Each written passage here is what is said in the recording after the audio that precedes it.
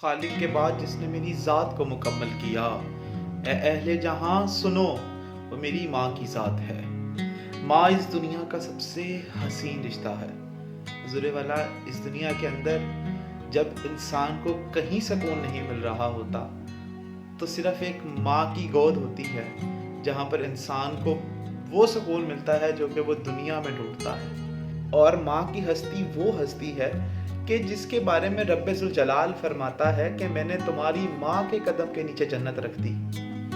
हुज़ूरे वाला, आप सोचें तो सही, हम सारे इस दुनिया के अंदर जन्नत के तलबगार ज़रूर हैं यार। रब्बे जुल जलाल इतनी बड़ी जन्नत माँ के कदमों के नीचे रख देता है।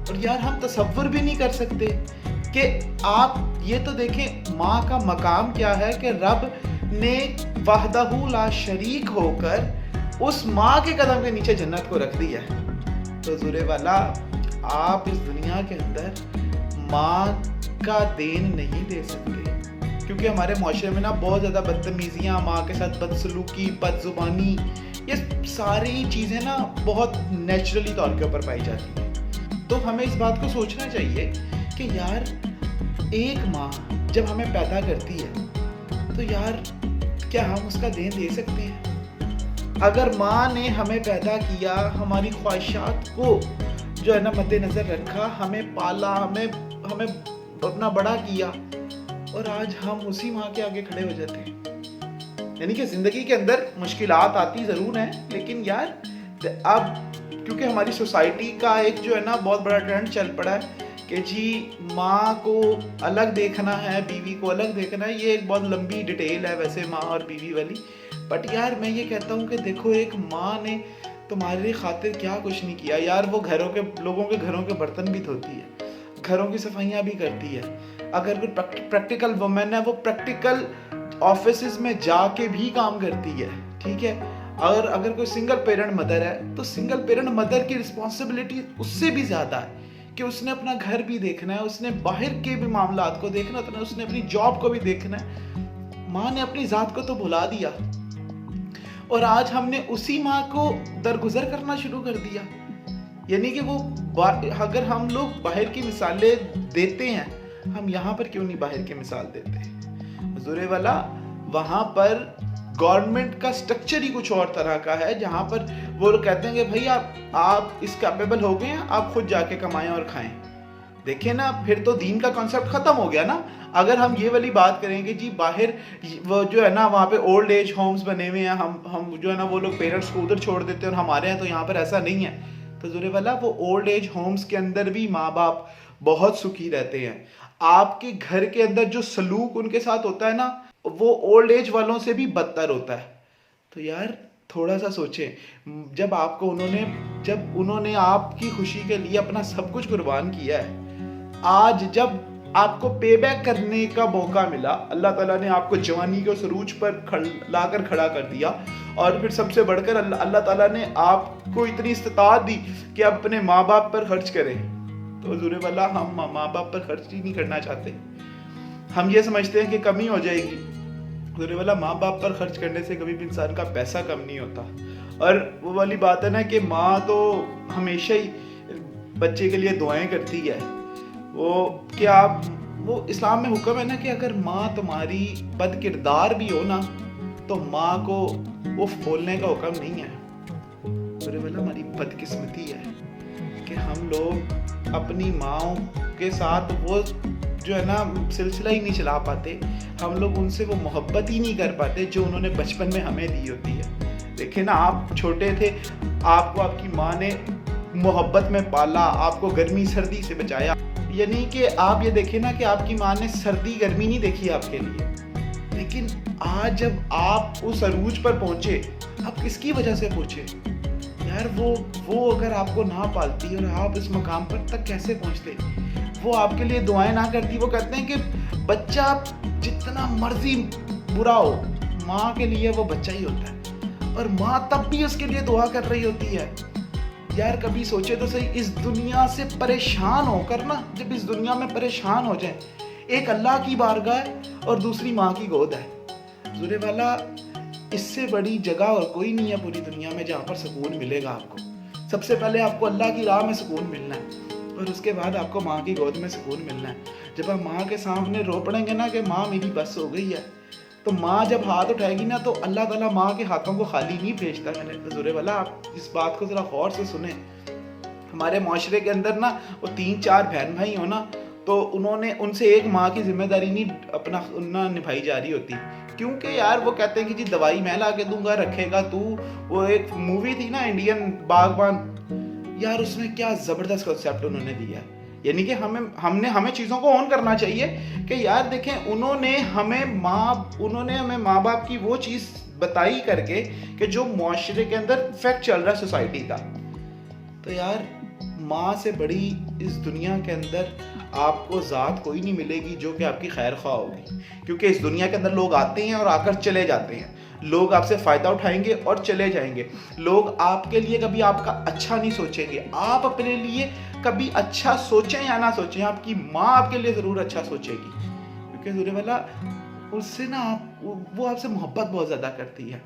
और जब वही माँ बच्चों के आगे बड़बड़ा रही होती है और बच्चों को कह रही होती है कि मेरी दवाइयाँ आने वाली हैं और मैं परेशान हूँ, सुजूरे वाला हमारी कमाइयों पे लानत है ऐसी कमाइयों पे जो कमाई माँ के ऊपर भी नहीं लग रही, जो कमाई हमारे माँ बाप के इस्तेमाल में नहीं आ रही, उस कमाई का क्या फ़ायदा। अल्लाह तबारक व तआला ने हमें खुद से तो पैदा नहीं कर दिया ना, अल्लाह तबारक व तआला ने एक सबब के थ्रू हमें पैदा किया। उसके बाद उस सारी मुश्किलात को झेल कर आज आप इस काबिल हुए, आज आप बुलंदियों के अरूज पर खड़े हैं, आप कमा रहे हैं, अल्लाह ताला आपकी ज़िंदगी को बढ़ा रहे हैं, आहिस्ता आहिस्ता बेहतर कर रहे हैं। लेकिन यार आप उसको भूल गए जिसकी वजह से आपकी ज़िंदगी थी। तो हमने जो है ना अपनी लाइफ के अंदर जो बदसुकूनी पाई ना, वो सबसे बड़ी बात, पहले तो अल्लाह की रस्सी को छोड़ दिया। सेकेंडली हमने अपनी माँ को हुजूरे वाला छोड़ दिया। हम उसके दर्द को नहीं समझ पाते। यार जब हम बचपन में छोटे थे तो क्या हमें बोलना पड़ता था उसको कि माँ मुझे इस चीज़ की ज़रूरत है। हुजूरे वाला वो खुद रोटी नहीं खाती थी, आपको रोटी खिलाती थी। आप खुद तो सोचे, वो खुद कम कपड़े पहन लेगी, वो कहेगी कि मैंने सर्दियों में कपड़े नहीं बनाने, लेकिन वो आपको कपड़े बना के देगी। यार आप खुद तो सोचे कि हम लोग इस चीज़ को एनालिसिस ही नहीं करते यार कि हमारे माँ बाप ने कितनी कुर्बानियाँ दी हैं। मैं आज सबसे जो है ना बात इसलिए माँ की कर रहा हूँ क्योंकि हमारे माशरे के अंदर जो माँ को जो लोग जिस तरह वो कहते हैं ना कि बुरा भला कहते हैं, और जो मैं सोसाइटी के अंदर हालात देख रहा हूँ वाला वो नाकाबिले बर्दाश्त है। कि आप देखें ना, वो एक माँ 6 बच्चे पाल लेती है, 6 बच्चे एक माँ नहीं पाल पाते। यार तो शर्मिंदगी नहीं है, लानत नहीं है ऐसी कमाइयों के ऊपर कि जो कमाई हमारे घर वालों के काम ना आए।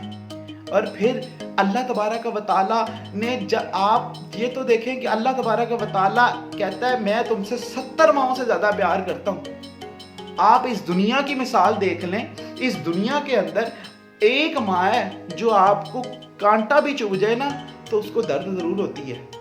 तो रब्बे ज़ुल जलाल की ज़ात आप अंदाज़ा नहीं लगा सकते रब आपसे कितनी मोहब्बत करता है। तो ना आप अल्लाह को राज़ी कर रहे हैं और ना अपने माँ बाप को राज़ी कर रहे हैं। यार कुछ नहीं है, जब सारी दुनिया से थक आ जाएंगे ना तो उस माँ के कदमों में बैठ जाएंगे ना। वो हमारे ना कारी साहब एक बात किया करते थे कि यार दुनिया में अगर आप चाहते हैं ना कि आपकी दुआएं कबूल हो जाएं, तो यार आप अल्लाह रब्बुल इज़्ज़त के सामने जब दुआ करते हैं ना तो आप ये कहा करें कि या मौला मेरी माँ के गुनाहों को बख्श दे, चाहे वो जिंदा हैं चाहे वो इस दुनिया से वफात पा गई हैं। तो ज़ुरे वाला मेरी माँ के गुनाहों को बख्श दे, तो अल्लाह तबारक व तआला इसी वजह से आपकी दुआओं को कबूल कर लेगा। आप नमाज में भी तो पढ़ते हैं कि वली वालिदैया वलिल मुमिनीना यौमा यक़ूमुल हिसाब। तो यार आप खुद तो सोचें, यहाँ के अंदर तरक्की, कामयाबी और सब कुछ लेना हासिल करना है, तो यार आप कुछ नहीं करें, आप एक अल्लाह की रस्सी को मजबूती से पकड़ लें और दूसरा अपने माँ का दामन ना छोड़ें, अपनी माँ की इज्जत और एहतराम उसी तरह करें जिस तरह वो डिजर्व करती है। आप बजाय 2 करोड़ कमा रहे हो महीने का, आप चाहे 10 करोड़ कमा रहे हो, चाहे आप 20,000 कमा रहे हो, ज़ुरे वाला वो आपकी माँ है, उसने आपको पैदा किया है। और सबसे बढ़कर आप उसके उस रात का बदला नहीं दे सकते जिस रात माँ ने आपको पैदा किया था।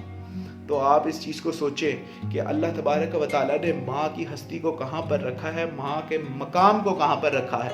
हम इस चीज़ों से गाफिल हो गए हैं। मेरे जानने वालों में एक लड़का ऐसा था जो कि मुझे कहता होता था कि यार मैं जब घर जाता हूँ ना, मेरी माँ दरवाजे पे खड़ी होती है। ज़ुरे वाला वो कहता था कि जब मैं अक्सर मैं घर जाता हूँ और वो नहीं दरवाजे पे खड़ी होती तो मैं अपनी माँ को गालियाँ देता हूँ, नाउज़ बिल्लाह।